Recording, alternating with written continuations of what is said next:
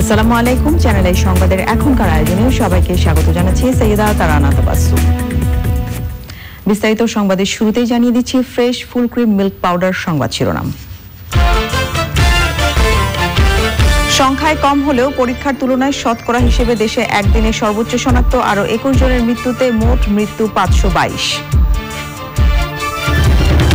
সম্মুখ সারির যোদ্ধা ও শহীদদের সম্মান জানিয়ে 1 মিনিটের অবিরাম করতালি, তৃতীয়বারের মতো শ্রদ্ধা কর্মসূচি পালন। করোনা ভাইরাসে আক্রান্ত হয়ে সানবিম স্কুলের প্রতিষ্ঠাতা অধ্যক্ষ নীলুফার মঞ্জুরের মৃত্যু, তার স্বামী সৈয়দ মঞ্জুর এলাহিও অসুস্থ। লকডাউন শিথিল করা দেশে আবারও সংক্রমণের হুঁশিয়ারি বিশ্ব স্বাস্থ্য সংস্থার, এখনো মহামারীর প্রথম ঢেউ চলছে মন্তব্য।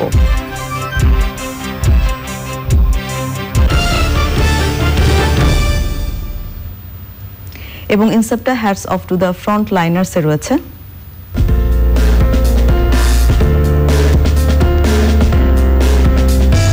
কোভিড হাসপাতালে তরুণ চিকিৎসক মোহাম্মদ আলামিন সেতু নিরলস সেবা দেওয়ার কথা।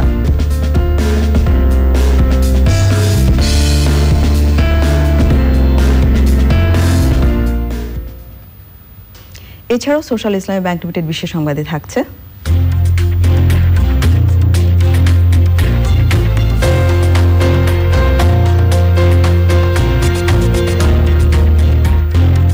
কর্মহীনদের ট্রাই ফাউন্ডেশনের সহায়তার খবর।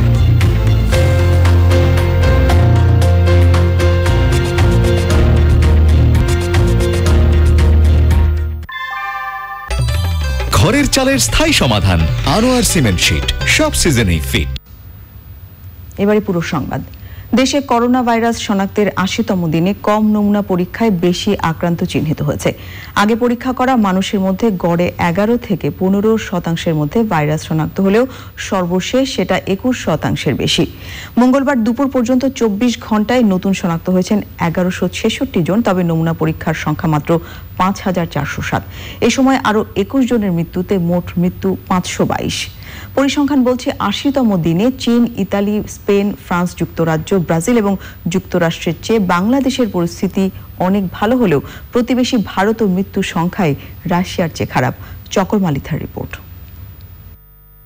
বাংলাদেশে করোনা ভাইরাস শনাক্তের ৮০তম দিনে মোট আক্রান্ত ৩৬,৭৫১, মৃত্যু ৫২২, মৃত্যু হার ১.৪২। চীনে ৮০ দিনের মাথায় আক্রান্ত ছিল ৮০,৯৬৭ জন, মৃত্যু ৩,২৪৮, মৃত্যু হার ৪.০১।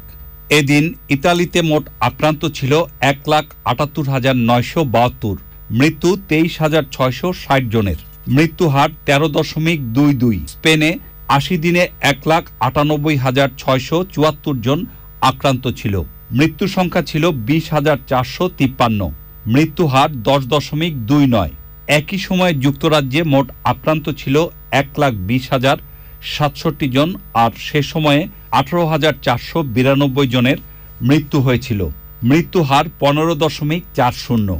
৮০তম দিনে ফ্রান্সে মোট আক্রান্ত ছিল ১,২০,৬৩৩, মৃত্যু ১৪,৩৯৩, মৃত্যু হার ১১.৯৩।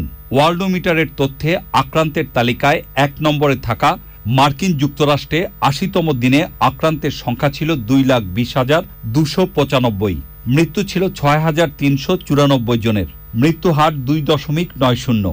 এ তালিকায় দ্বিতীয় অবস্থানে থাকা ব্রাজিলে ৮০ দিনে আক্রান্ত হয়েছিল ২,১৮,২২৩ জন, মৃত্যু ছিল ১৪,৮১৭ জনের, মৃত্যু হার ৬.৭৯। বর্তমানে তৃতীয় অবস্থানে থাকা রাশিয়ায় ৮০তম দিনে মোট আক্রান্ত ছিল ৪২,৮৫৩, মৃত্যু ৩৬১, মৃত্যু হার ০.৮৪। ভারতে এই সময়ে আক্রান্ত ছিল 16,365 জন, মৃত্যু 521, মৃত্যু হার 3.18। ওয়ার্ল্ডোমিটারের 24তম অবস্থানে থাকা 17 কোটি মানুষের বাংলাদেশে শনাক্তের 80 দিনে আক্রান্তের সংখ্যা 130 কোটি মানুষের দেশ ভারতের চেয়ে বেশি। মৃত্যু সংখ্যাও বেশি ভারত এবং রাশিয়ার চেয়ে। তবে চীন, ইতালি, ফ্রান্স, যুক্তরাষ্ট্র, যুক্তরাজ্য, ব্রাজিল, স্পেনের চেয়ে সব দিক থেকেই বাংলাদেশের অবস্থান ভালো। দিনের বুলেটিনে জানানো হয় 24 ঘন্টায় 4টি হটলাইনে করোনা সংক্রান্ত কল 1.5 লাখের বেশি। 4,416 জনের নমুনা সংগ্রহ করে আগের দিনের কয়েকটি সহ পরীক্ষা হয়েছে 5,407 জনের। এর মধ্যে 1,166 জনের দেহে সংক্রমণ শনাক্ত হয়েছে। মারা গেছেন 21 জন, সুস্থ হওয়ার সংখ্যা 245। এখন পর্যন্ত আক্রান্ত 36,751 জনের মধ্যে চিকিৎসা নিচ্ছেন 28,650 জন।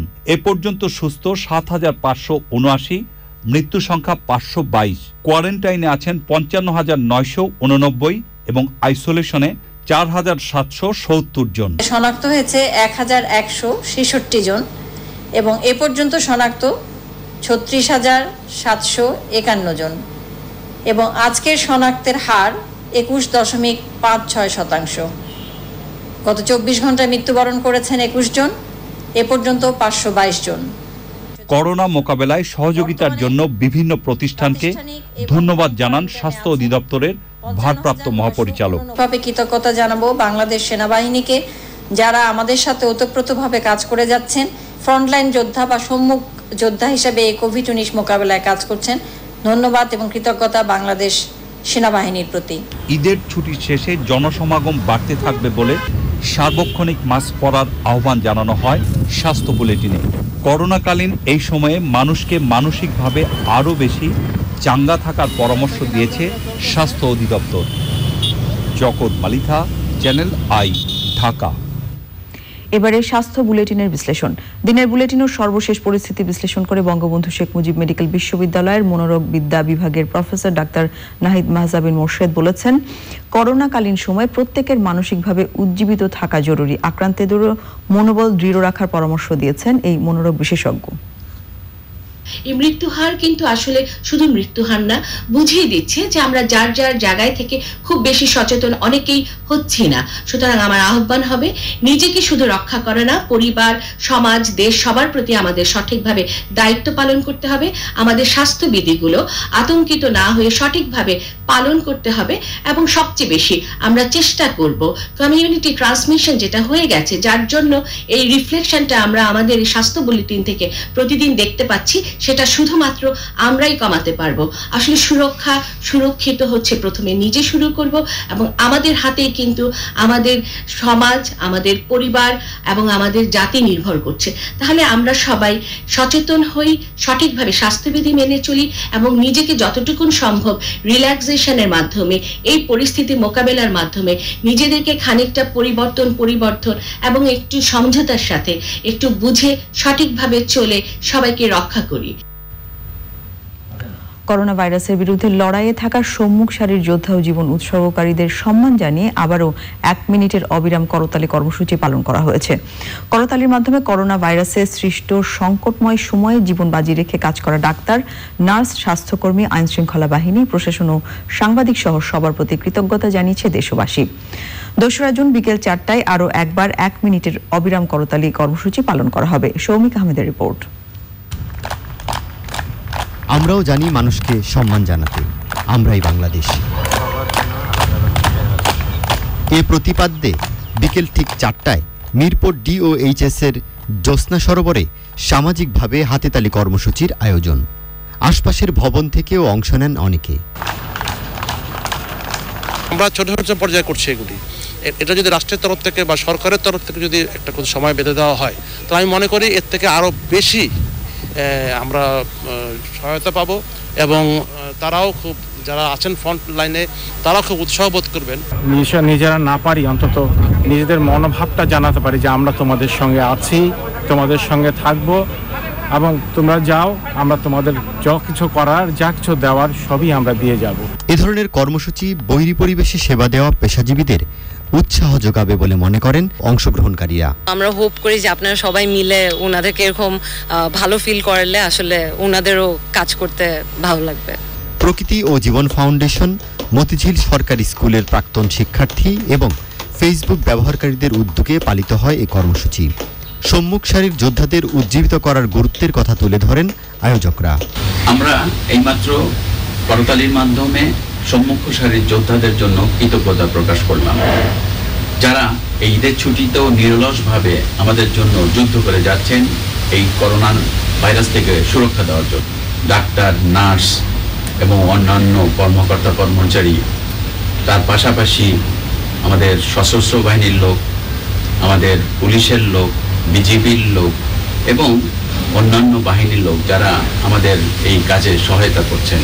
পাশাপাশি আমাদের সরকারি কর্মকর্তা কর্মচারী, মিডিয়া কর্মীরা, এই যে যারা ফ্রন্টলাইন যোদ্ধা, তাদের প্রতি কিন্তু আমাদের এই কৃতজ্ঞতা এই তালির মাধ্যমে। আসুন আগামী মঙ্গলবার জুন মাসের 2 তারিখে আবারও এই করতালির মাধ্যমে তাদের প্রতি শ্রদ্ধা নিবেদন করি। রাজধানীতে ঘরে অবস্থান করেও অনেকেই পরিবারের সবাইকে নিয়ে 1 মিনিটের অবিরাম হাতেতালি কর্মসূচিতে অংশ নেন। জেলা জেলায় করতালি কর্মসূচি পালিত হয়েছে। কুষ্টিয়ায় বিকেল 4টায় 1 মিনিটের করতালিতে অংশ নেন ব্যবসায়ীরা। চট্টগ্রামের সাতকানিয়ায় তেমুহানির প্রাক্তন শিক্ষার্থীদের আয়োজনে 1 মিনিটের করতালিতে অংশ নেন শিক্ষার্থী, কৃষক ও স্থানীয় জনপ্রতিনিধিরা। রাজশাহীতে সিটি কর্পোরেশনের পক্ষ থেকে করতালি কর্মসূচি পালিত হয়েছে। খুলনায় ঘূর্ণিঝড় আম্পানে ক্ষতিগ্রস্ত এলাকা পরিদর্শন শেষে 1 মিনিটের অবিরাম হাতেতালি কর্মসূচি করেছে জেলা প্রশাসন। Soumik Ahmed, channel I, Dhaka. ঈদের আগে কেনাকাটার জন্য রাজধানীতে শিখেই উঠেছিল স্বাস্থ্যবিধি। তবে ঈদের পরদিন শুনশান রাজধানীতে ফিরে এসেছে অনেকটা কার্যকর লকডাউনের চিত্র। বিনোদন কেন্দ্র, রাস্তাঘাট, বাজার, কোথাও মানুষের উপস্থিতি নেই বললেই চলে। লুৎফর রহমান সোহাগের রিপোর্ট। ঈদের ছুটিতে নগরীর ব্যস্ততা এমনিতে কমে আসে। করোনা ভাইরাসের সংক্রমণের উচ্চ ঝুঁকিতে থাকা ঢাকা এবার আরও বেশি নীরব। অলিগলি থেকে প্রধান সড়ক, ঢাকার রাস্তায় যান চলাচল খুবই কম। গতকালকে যে পরিমাণ বের হয়েছিল, তো আজকে অনেক কম বের হয়েছে তার তুলনায়। হ্যাঁ, মোটামুটি একেবারেই ফাঁকা মনে হচ্ছে। যে অনেক মানুষ হয়তো ঢাকার বাইরে চলে গেছেন, এই কারণে একটু বেশি ফাঁকা মনে হচ্ছে। একটু রিল্যাক্স সময় যাচ্ছে আমাদেরকে। রাজধানীর ঈদ আনন্দের প্রধান অনুষঙ্গ বিনোদন কেন্দ্রগুলো, সেখানেও নেই চিরচেনা জটলা। ঈদে মানুষের চলাচল প্রায় শূন্য বিনোদনের স্থানগুলোতে। নগরীতে বন্ধ রয়েছে অনেক বিপণী বিতান। মার্কেট, কাঁচা বাজারে অলস সময় কাটাচ্ছেন দোকানিরা। ঈদের আগে কাস্টমার ছিল, কালকে তো বাজার বন্ধ গেছে ঈদের দিন। আজকে তো কাস্টমার নাই, কোনো বেচা কিনে বিক্রি নাই, এবং মানুষও নাই, বেচা বিক্রিও নাই, একদম খারাপ। অন্য দোকানদারা বিসমিল্লাহ করতে পারেনি। আজকে কোনো খুব বেশি দেয়, হালকা পাতলা একজন আসে একজন যায়, এরকম কম, একবারই কম, মানুষ নাই তো। রাজধানীর চিত্রই বলছে নানা বিধিনিষেধের ঈদ এবার এসেছে সর্বোচ্চ সতর্কতার বার্তা নিয়ে। লুৎফর রহমান সোহাগ, চ্যানেল আই, ঢাকা। করোনা ভাইরাসে আক্রান্ত হয়ে ঢাকার সানবিম স্কুলের প্রতিষ্ঠাতা অধ্যক্ষ নীলুফার মঞ্জুর চিকিৎসাধীন অবস্থায় মৃত্যুবরণ করেছেন। ইন্না লিল্লাহি ওয়া ইন্না ইলাইহি রাজিউন। সোমবার রাতে সম্মিলিত সামরিক হাসপাতালে তিনি শেষ নিঃশ্বাস ত্যাগ করেন। তার বয়স হয়েছিল ৭৪ বছর। তিনি সাবেক তত্ত্বাবধায়ক সরকারের উপদেষ্টা, অ্যাপেক্স গ্রুপের চেয়ারম্যান, মিউচুয়াল ট্রাস্ট ব্যাংকের প্রতিষ্ঠাতা চেয়ারম্যান, পায়োনিয়ার ইন্স্যুরেন্স এবং সেন্ট্রাল ডিপোজিটরি বাংলাদেশ লিমিটেডের অন্যতম উদ্যোক্তা ও বর্তমান পরিচালক সৈয়দ মঞ্জুর ইলাহির সহধর্মিণী। কোভিড-19 প্রোটোকল ও স্বাস্থ্যবিধি মেনে সীমিত আকারে জানাজার পর নীলুফার মঞ্জুরকে বনানী কবরস্থানে দাফন করা হয়েছে। নীলুফার মঞ্জুরের মৃত্যুতে শোক প্রকাশ করেছেন প্রধানমন্ত্রী শেখ হাসিনা এবং স্পিকার ডক্টর শিরিন শারমিন চৌধুরী। তার স্বামী সৈয়দ মঞ্জুর ইলাহিও অসুস্থ, তিনি চিকিৎসাধীন আছেন। সিরাজগঞ্জের এনায়েতপুরে যমুনা নদীতে যাত্রী বোঝাই নৌকাডুবিতে শিশুসহ 3 জনের মরদেহ উদ্ধার করা হয়েছে। নিখোঁজ রয়েছেন অন্তত 15 যাত্রী। দুপুরে যমুনার স্থলচর এলাকায় এই দুর্ঘটনা ঘটে। এনায়েতপুর থানার ভারপ্রাপ্ত কর্মকর্তা জানান, এনায়েতপুর থেকে প্রায় 70 জন যাত্রী নিয়ে নৌকাটি চৌহালির দিকে যাচ্ছিল। নৌকাটি স্থলচর এলাকায় পৌঁছালে ঝোড়ো বাতাসের কবলে পড়ে ডুবে যায়। খবর পেয়ে পুলিশ দ্রুত ঘটনাস্থলে পৌঁছে জীবিত অবস্থায় 54 জনকে উদ্ধার করে। নিখোঁজ যাত্রীদের উদ্ধারে পুলিশ ও ফায়ার সার্ভিস সদস্যরা অভিযান চালাচ্ছে। করোনা ভাইরাসের প্রকোপ কমে যাওয়ায় যেসব দেশে লকডাউন শিথিল করা হচ্ছে সেসব দেশে আবারও সংক্রমণ বাড়তে পারে বলে হুঁশিয়ারি করেছে বিশ্ব স্বাস্থ্য সংস্থা। বিশ্ব এখনও করোনা মহামারীর প্রথম ঢেউয়ের মধ্যে রয়েছে বলে জানিয়েছে তারা। এ পর্যন্ত বিশ্বজুড়ে কোভিড-19 প্রাণহানির সংখ্যা প্রায় 3.5 লাখ, আক্রান্তের সংখ্যাও প্রায় 56 লাখ, সুস্থ হয়েছেন 23 লাখের বেশি। বিশ্বজুড়ে করোনা ভাইরাসের পরিস্থিতি নিয়ে আলভি হোসেনের রিপোর্ট। বিশ্বের বিভিন্ন দেশে করোনা মহামারীর প্রথম ঢেউ কমে গেলেও সেখানে আবারও সংক্রমণ ফিরে আসতে পারে বলে সতর্ক করেছে বিশ্ব স্বাস্থ্য সংস্থা। প্রথম ঢেউয়ের মধ্যে কড়াকড়ি দ্রুত তুলে নিলে সংক্রমণের হার আরও বেশি গতিতে বাড়ারও সম্ভাবনা রয়েছে বলে মন্তব্য করেছেন সংস্থাটির হেলথ ইমার্জেন্সিস প্রোগ্রামের নির্বাহী পরিচালক ডাক্তার Michael Ryan. And again, as the Director General has said over again, we need a comprehensive approach. অনেক দেশে সংক্রমণ কমলেও মধ্য ও দক্ষিণ আমেরিকা, দক্ষিণ এশিয়া এবং আফ্রিকা এর প্রকোপ বাড়ছে বলেও জানান তিনি। পাশাপাশি কয়েক মাসের মধ্যেই এর দ্বিতীয় ঢেউয়ের জন্য সবাইকে প্রস্তুত থাকার আহ্বান জানানো হয়েছে।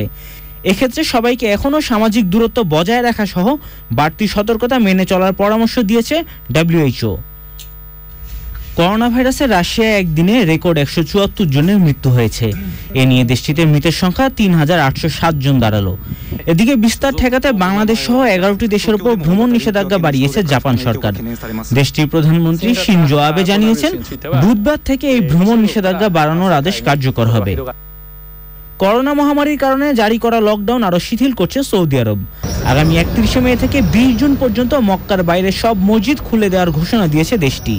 এছাড়াও বৃহস্পতিবার থেকে মক্কা ছাড়া দেশের বাকি সব এলাকায় বিকেল 3টা থেকে ভোর 6টা পর্যন্ত জারি করা কারফিউতেও পরিবর্তন আনা হচ্ছে। পাশাপাশি অভ্যন্তরীণ ফ্লাইট চালু এবং দেশের মধ্যে ভ্রমণের ব্যাপারেও নিষেধাজ্ঞা তুলে নেওয়ার ঘোষণা দিয়েছে সৌদি কর্তৃপক্ষ। লকডাউন প্রত্যাহারের ঘোষণা দিয়েছে প্যালেস্টাইন সরকার। করোনায় আক্রান্তের সংখ্যা কমে যাওয়ায় এই সিদ্ধান্ত নেওয়া হয়েছে বলে জানিয়েছেন দেশটির প্রধানমন্ত্রী। তবে দেশটিতে এখনই গণপরিবহন এবং রেস্টুরেন্ট খোলা হচ্ছে না বলেও জানানো হয়েছে। পাকিস্তানে আক্রান্ত ও মৃত্যুর সংখ্যা বাড়ায় আবারও লকডাউন জারির কথা জানিয়েছেন দেশটির শীর্ষ এক স্বাস্থ্য কর্মকর্তা। মুম্বাইয়ের KEM হাসপাতালের করোনা ওয়ার্ডে এক কর্মীর মৃত্যুতে বিক্ষোভ করেছে হাসপাতালটির ডাক্তার, নার্স এবং কর্মীরা। ওই কর্মী 4 দিন ধরে অসুস্থ বোধ করছিলেন এবং ছুটি চাইলে কর্তৃপক্ষ তা প্রত্যাখ্যান করে। পরে রোববার রাতে মারা যান তিনি। আলভি হোসাইন, চ্যানেল আই। এবারে ইনসেপ্টে হ্যাটস অফ টু দ্য ফ্রন্টলাইনার্স।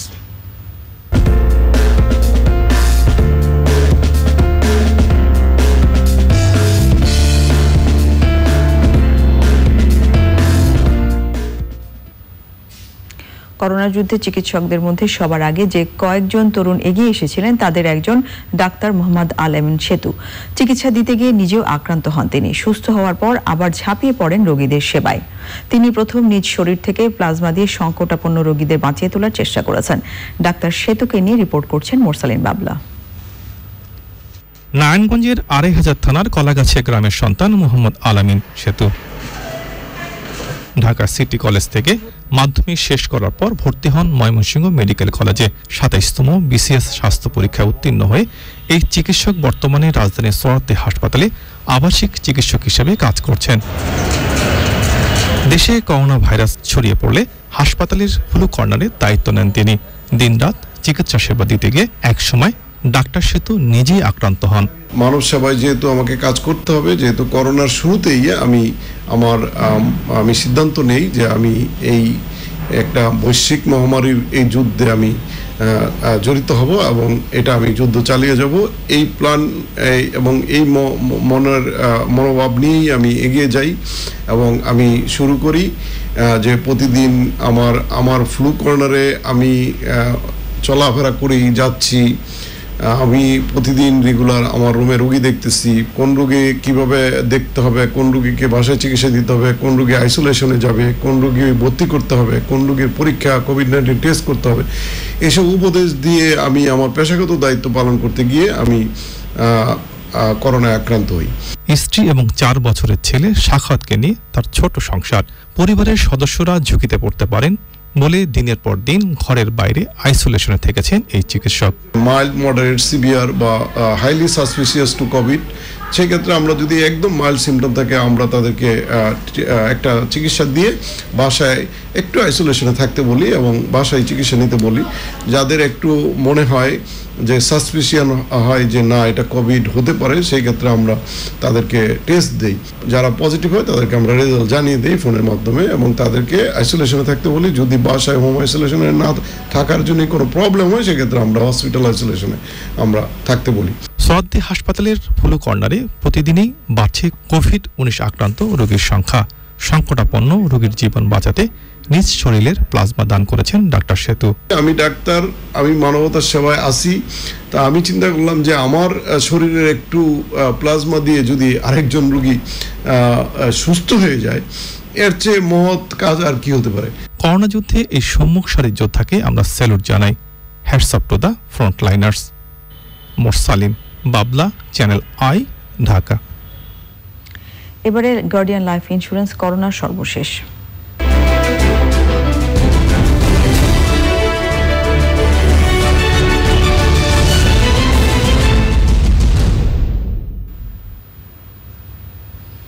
সংবাদের এই পর্যায়ে করোনা ভাইরাস পরিস্থিতির সবশেষ আপডেট জানাতে বার্তা কক্ষ থেকে যুক্ত হচ্ছেন তারিকুল ইসলাম মাসুম। সরাসরি যাচ্ছি তার কাছে। মাসুম, করোনা পরিস্থিতি নিয়ে সবশেষ কি তথ্য আছে আপনার কাছে, আমাদের জানান।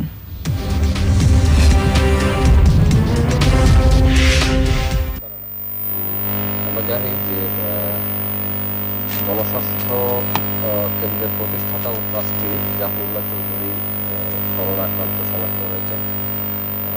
করোনা চিকিৎসায় করোনা আক্রান্ত গণস্বাস্থ্য কেন্দ্রের প্রতিষ্ঠাতা ও ট্রাস্টি প্লাজমা থেরাপি প্রয়োগ করা হয়েছে। মঙ্গলবার সন্ধ্যা 7টার দিকে গণস্বাস্থ্য নগর হাসপাতালে তাকে নিয়মিত কিডনি ডায়ালাইসিসের পর ও পজিটিভ ব্লাড গ্রাম প্লাজমা দেওয়া হয়েছে। গণস্বাস্থ্য কেন্দ্র নগর হাসপাতালের অ্যানেস্থেসিয়া বিভাগের রেজিস্ট্রার ডাক্তার তাইমুম আরাফাত পান্থ এই তথ্য জানিয়েছেন। তিনি জানান তিনি প্রায় গত 6 বছর ধরে প্রতি সপ্তাহে 3 বার করে ডায়ালাইসিস করতেন। বুধবার আগামীকাল 27 মে তার পিসিআর টেস্ট করার সম্ভাবনা রয়েছে। জ্বর আগের থেকে কমলেও তার এখনো কাশি আছে। দেশে এখন পর্যন্ত 152 জন পুলিশ, দেশে নতুন করে 152 জন পুলিশ সদস্য করোনা শনাক্ত হয়েছে। মোট শনাক্ত 4053 জন। এর মধ্যে মারা গেছেন 14 জন পুলিশ সদস্য এবং সুস্থ হয়েছেন 1119 জন। মাগুরায় পুলিশ সুপারের কার্যালয়ের একজন পুলিশ সদস্য করোনা আক্রান্ত শনাক্ত হয়, তাকে বাড়িতে আইসোলেশনে রেখে চিকিৎসা দেওয়া হয়েছে। পিরোজপুরে করোনা আক্রান্ত একজন মৃত্যু হয়েছে, তার বাড়ি জেলার নাজিরপুর উপজেলা।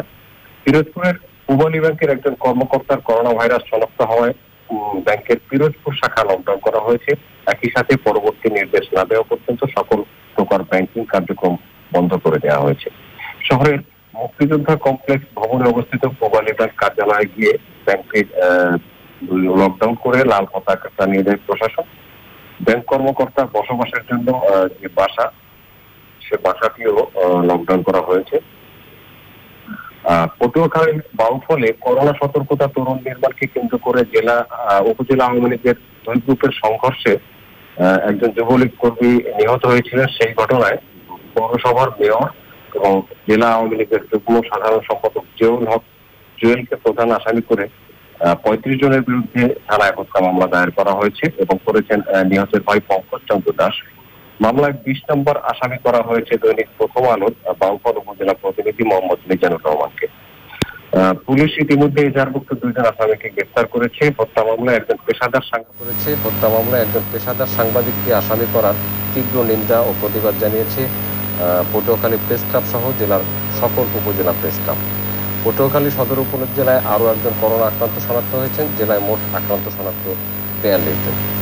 কুমিল্লায় করোনা আক্রান্ত 3 জন চিকিৎসকের সাথে বৈঠক করায় জেলার সিভিল সার্জন ডাক্তার জিন্নাতুল জামান সহ কুমিল্লা সদর হাসপাতালের 21 জন চিকিৎসককে হোম কোয়ারেন্টাইনে রাখা হয়েছে। উপজেলা থেকে চিকিৎসক জেলায় এনে চিকিৎসকদের বিশেষ ব্যবস্থায় চিকিৎসা কার্যক্রম চলছে। নারায়ণগঞ্জে নতুন করে 145 জন করোনা আক্রান্ত রোগী শনাক্ত হয়েছেন। নারায়ণগঞ্জে মোট করোনা আক্রান্ত শনাক্ত 2370 জন আর মারা গেছেন 72 জন। রংপুরে করোনা উপসর্গ নিয়ে রাজশাহী মেডিকেল কলেজ হাসপাতালের একজন চিকিৎসকের মৃত্যু হয়েছে। রাজশাহীতে আজকে রংপুরে করোনা উপসর্গ নিয়ে রংপুর মেডিকেল কলেজ হাসপাতালের একজন চিকিৎসকের মৃত্যু হয়েছে। রংপুরে আজকে 11 জন করোনা আক্রান্ত শনাক্ত হয়েছেন। এর মধ্যে 4 জন র্যাব সদস্য আছেন।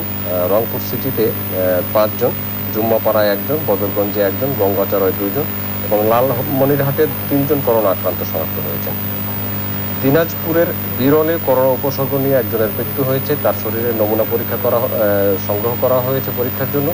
পঞ্চগড়ে নতুন করে 4 জন করোনা আক্রান্ত শনাক্ত হয়েছেন। জেলায় মোট আক্রান্ত শনাক্ত 55 জন। চট্টগ্রামে গত 24 ঘন্টায় 179 জন আক্রান্ত শনাক্ত হয়েছেন। মোট আক্রান্ত 1087 জন, সুস্থ হয়েছেন 128 জন। চট্টগ্রাম মহানগরীর 30 নম্বর মাদারবাড়ি ওয়ার্ডের কাউন্সিলর এবং ওয়ার্ড আওয়ামী লীগের সভাপতি মাজহারুল ইসলাম চৌধুরী করোনা আক্রান্ত হয়ে ঢাকার আনোয়ার খান মডার্ন হাসপাতালে মারা গেছেন। খাগড়াছড়িতে আরও 1 জন করোনা আক্রান্ত শনাক্ত হয়েছেন। জেলায় মোট আক্রান্ত শনাক্ত 21 জন, সুস্থ হয়েছেন 2 জন। মাদারীপুরে 24 ঘন্টায় পুলিশ সদস্য সহ 4 জন করোনা আক্রান্ত শনাক্ত হয়েছেন। জেলায় মোট শনাক্ত 89 জন। হবিগঞ্জে আরও 5 জন করোনা আক্রান্ত শনাক্ত হয়েছেন। মোট 164 জন আক্রান্ত শনাক্ত হলেন। মৃত্যু হয়েছে 1 জনের এবং সুস্থ হয়েছেন 74 জন। জয়পুরহাটে আরও 1 জন করোনা আক্রান্ত শনাক্ত হয়েছেন। জেলায় মোট আক্রান্ত শনাক্ত 165 জন, সুস্থ হয়েছেন 8 জন। গোপালগঞ্জে করোনা আরও 13 জন আক্রান্ত শনাক্ত হয়েছেন। আক্রান্তদের সংখ্যা দাঁড়িয়েছে 143 জন।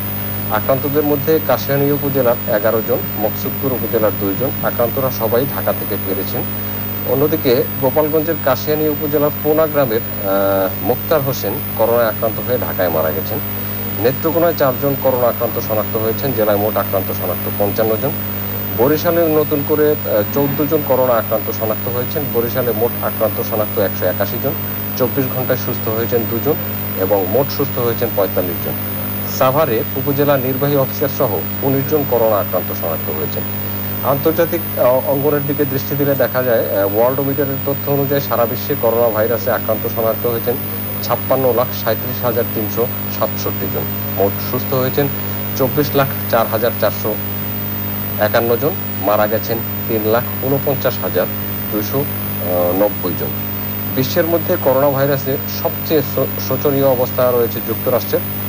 সেখানে মৃত্যু লাখ পার করেছে। মঙ্গলবার ওয়ার্ল্ডোমিটারের তথ্য অনুযায়ী যুক্তরাষ্ট্রে এখন পর্যন্ত মারা গেছেন 1,21,000 জন আর আক্রান্ত হয়েছেন 17,13,000। শ্বাসকষ্টে মারা গেছেন বাংলাদেশ কারাতে ফেডারেশনের সদস্য ও আন্তর্জাতিক কারাতের বিচারক হুমায়ুন কবির জুয়েল। তো আমার কাছে এই ছিল সর্বশেষ করোনা বিষয়ে। আপনাকে অনেক ধন্যবাদ আমাদের সাথে যোগ দেওয়ার জন্য। এবার নিয়ে নিচ্ছি অশোক লীলা দিফাত অটোস বিরতির পর্যায়ে থাকছে মানুষের পাশে না থেকে সরকারের বিরুদ্ধে অনাকাঙ্ক্ষিত বিষোদ্গার ও সমালোচনা করছে বলে মন্তব্য করেছেন আওয়ামী লীগের সাধারণ সম্পাদক ওবায়দুল কাদের। তার সরকারি বাসভবনে নিয়মিত ব্রিফিংয়ে বলেন, করোনা সংকটে শেখ হাসিনা সরকারের বিভিন্ন উদ্যোগ গৃহীত এবং বাস্তবায়িত সিদ্ধান্ত যখন দেশ বিদেশে প্রশংসিত হচ্ছে, তখন বিএনপির নেতারা পুরনো নেতিবাচকতার বৃত্তে ঘুরপাক খাচ্ছেন। অনেকে স্বাস্থ্যবিধি না মেনে হাটবাজারে ঘোরাফেরা করে সকলের বিপদ ডেকে আনছে এবং পরিস্থিতির অবনতি ঘটাচ্ছে বলে মন্তব্য করেছেন তিনি।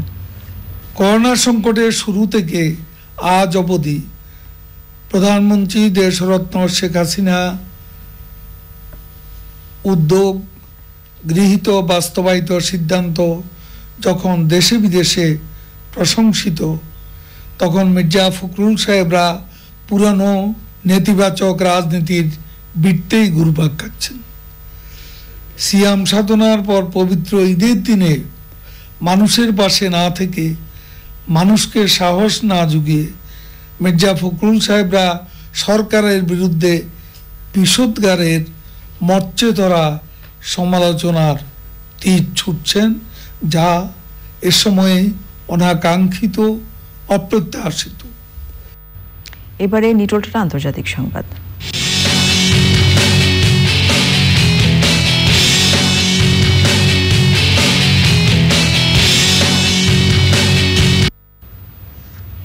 চীনের প্রস্তাবিত বিতর্কিত আইনের পক্ষে জোরালো অবস্থান নিয়েছেন হংকংয়ের প্রধান নির্বাহী ক্যারি লাম। স্বায়ত্তশাসিত এই অঞ্চলে অন্য কোনো দেশের হস্তক্ষেপের সুযোগ নেই বলে মন্তব্য করেছেন তিনি। চীনের আইন প্রণয়নের উদ্যোগের পর প্রথমবারের মতো প্রকাশ্যে এ নিয়ে ক্যারি লাম বলেন, ওই আইন হংকংয়ের বাসিন্দাদের অধিকার ক্ষুণ্ণ করবে না।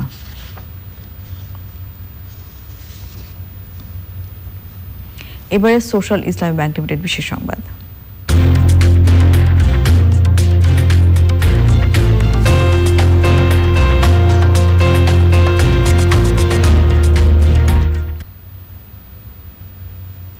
করোনার কারণে নড়াইলের গৃহবন্দী কর্মহীনদের পাশে নিত্য প্রয়োজনীয় খাদ্য সামগ্রী নিয়ে এগিয়ে এসেছে ট্রাই ফাউন্ডেশন। এসব পেয়ে অনেকটাই স্বস্তি ফিরে পেয়েছেন সেখানকার মানুষ। সরকারি সহায়তার পাশাপাশি নড়াইলবাসীর খাদ্যাভাব লাঘবে ট্রাই ফাউন্ডেশনের মতো এগিয়ে আসা সংস্থাগুলোর প্রতি কৃতজ্ঞতা জানিয়েছে প্রশাসন। বিস্তারিত দানিয়েল সুজিত বোসের রিপোর্টে। প্রতি বছরই ঈদের আগে নিম্ন আয়ের মানুষের মাঝে নিত্য প্রয়োজনীয় খাদ্য সামগ্রী নিয়ে আসে স্বেচ্ছাসেবক সংগঠন ট্রাই ফাউন্ডেশন। করোনা ভাইরাসের বিস্তার রোধে চলমান লকডাউনের কারণে এবার কর্মহীন হয়ে নিম্ন আয়ের পাশাপাশি মধ্য আয়ের মানুষও খাদ্যাভাবে পড়েছেন। নড়াইলে কর্মহীন এসব মানুষকে খাদ্য সহায়তা দিয়েছে ট্রাই ফাউন্ডেশন। তাই এবার সাহায্য পেয়ে তারা দারুণ খুশি। করোনার কারণে ঈদের আনন্দ মলিন হলেও অন্তত দুবেলা দুমুঠো খাবারের ব্যবস্থা হয় নিশ্চিন্ত হয়েছেন তারা। ঈদ উপলক্ষে এই উপহার পেয়ে আমরা সবাই খুশি। প্রত্যেকটা মানুষের ঘরে ঘরে ঈদ সামগ্রী পৌঁছে দেওয়ার জন্য আমরা ট্রাই ফাউন্ডেশনকে ধন্যবাদ জানাচ্ছি। ট্রাই ফাউন্ডেশনটা পাওয়াতে আমরা ঈদটা ভালোভাবে কাটাতে পারবো, এই উপকারটুকু হয়েছে ছেলে মেয়ে নিয়ে কাটাতে পারবো। এই দুরবস্থার সময় আমরা এই দানটি পেয়ে আমরা খুব খুশি হয়েছি। আমাদের জীবনটা খুব সুন্দরভাবে চলছে। এই কামনা করে যারা আমাদের দানটি করেছে তারা যেন খুব সুস্থ থাকে এবং ভালো থাকে। নড়াইলের কর্মহীনদের জন্য খাদ্য সামগ্রী নিয়ে আসায় ট্রাই ফাউন্ডেশনের প্রতি কৃতজ্ঞতা জানিয়েছেন জেলা প্রশাসক। বেসরকারি সংগঠনগুলো ব্যক্তিগত উদ্যোগে বিভিন্ন ধনাঢ্য ব্যক্তিবর্গ এগিয়ে এসেছেন। আমার এই নড়াইল জেলা ছোট্ট জেলা, সেখানেও প্রায় 50,000 পরিবারকে বেসরকারি উদ্যোগে সহযোগিতা করা হয়েছে। করোনা মহামারীতে সহায়তা নিয়ে সরকারের পাশাপাশি বিভিন্ন সংগঠন এগিয়ে আসায় খাদ্যাভাবে পড়েনি নড়াইলের সাধারণ মানুষ। Daniel Sujit Bose, channel I, Narail. এবারে গার্ডিয়ান লাইফ ইন্স্যুরেন্স অর্থনীতি সংবাদ।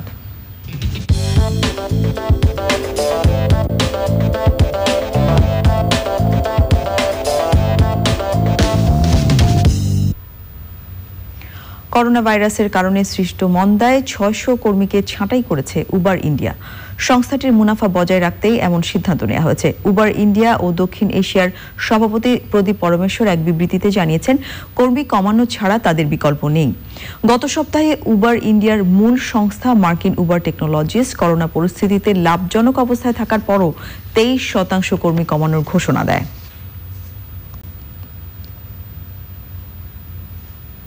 এবারে চট্টগ্রাম সংবাদ।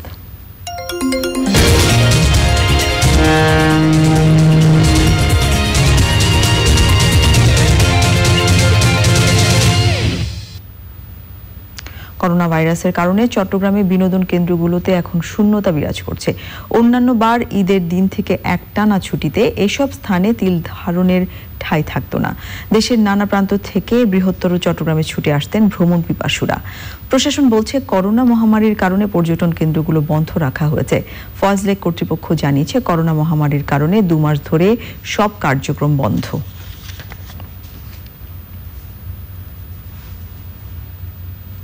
এবারে পূবালী ব্যাংক লিমিটেড কৃষি সংবাদ।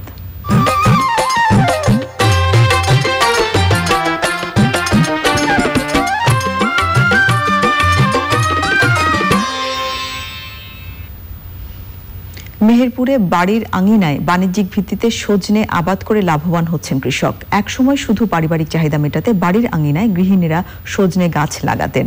এখন প্রায় প্রতিটি বাড়ির আঙিনায় ও পরিত্যক্ত জায়গায় বাণিজ্যিক ভিত্তিতে চাষ হচ্ছে সজনে।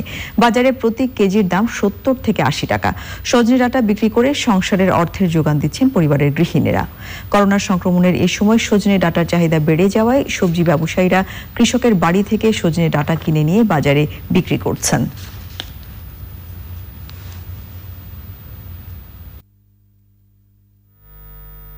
আমাদের ব্যবহার করা খাওয়ার জন্য হয় এবং 80 টাকা কেজি 100 টাকা কেজি বাইরে থেকে পাইকারি বিক্রি করা হয়।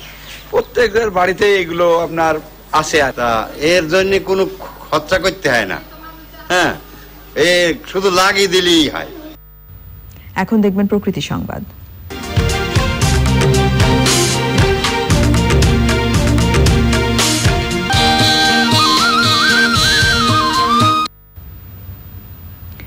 কার্যকর বর্জ্য ব্যবস্থাপনা এবং জনসচেতনতার অভাবে পড়ে থাকা আবর্জনা জড়ো করে আগুন ধরিয়ে দেওয়ার ঘটনা বেড়েই চলেছে। এতে মারাত্মক বায়ু দূষণের সৃষ্টি হচ্ছে। ক্ষতিকর বিষাক্ত এই গ্যাস মিশে যাচ্ছে পরিবেশে। জীবন্ত গাছের নিচে বর্জ্যে আগুন দেয়ায় গাছেরও ক্ষতি হচ্ছে। জাহিদুজ্জামানের রিপোর্ট।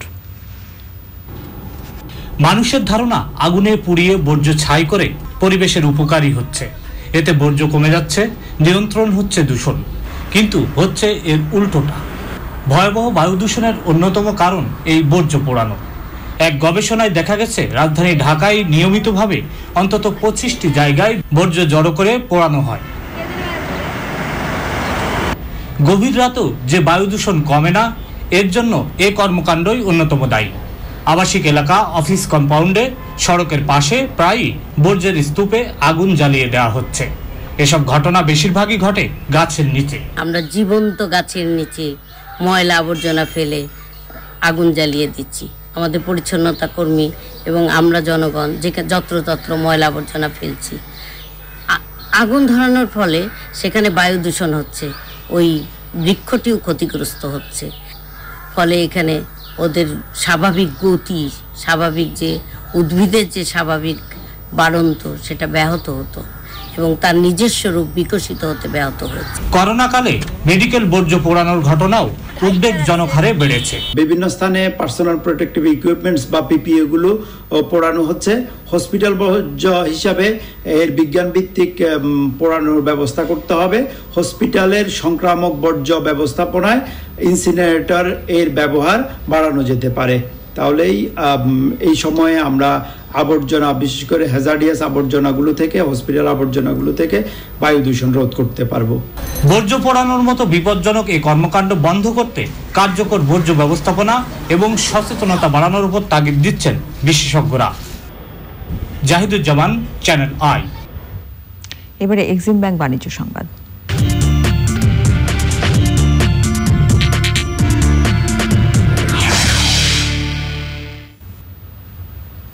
27 মে থেকেই ব্যবসায়িক কার্যক্রম পুরোদমে চালু হচ্ছে দুবাইয়ে। দুবাইয়ের ক্রাউন প্রিন্স এবং দুর্যোগ ও বিপর্যয় ব্যবস্থাপনা বিষয়ক সুপ্রিম কমিটি চেয়ারম্যানের সভাপতিত্বে ভার্চুয়াল বৈঠকে এই সিদ্ধান্ত নেওয়া হয়েছে। বৈঠক শেষে বলা হয়েছে বুধবার ভোর 6টা থেকে রাত 11টা পর্যন্ত দুবাইয়ের সব ধরনের ব্যবসায়িক কার্যক্রম চলবে। এই সময়ের মধ্যে চলাচলেও কোনো নিষেধাজ্ঞা থাকবে না। এছাড়াও সংযুক্ত আরব আমিরাতে প্রবেশে ইচ্ছুক ও ট্রানজিট প্রত্যাশীদের জন্য দুবাই বিমানবন্দর, শিশুদের বিভিন্ন প্রশিক্ষণ কেন্দ্র, sports academy, cinema hall, Dubai ice rink ও দুবাই ডলফিনারিয়ামের মতো বিনোদন কেন্দ্র এবং অনলাইনে নিলাম কার্যক্রম সহ বেশ কিছু কার্যক্রম খুলে দেবার অনুমতি দেওয়া হয়েছে। আবার নিয়ে নিচ্ছি অশোক লীলান্দ ইফাদ অটোস বিরতির পর যা থাকছে। রংপুরের নগদ আর্থিক অনুদান ও রেশন কার্ড নিয়ে দুর্নীতি, প্রশাসনের কাছে এলাকাবাসীর লিখিত অভিযোগ।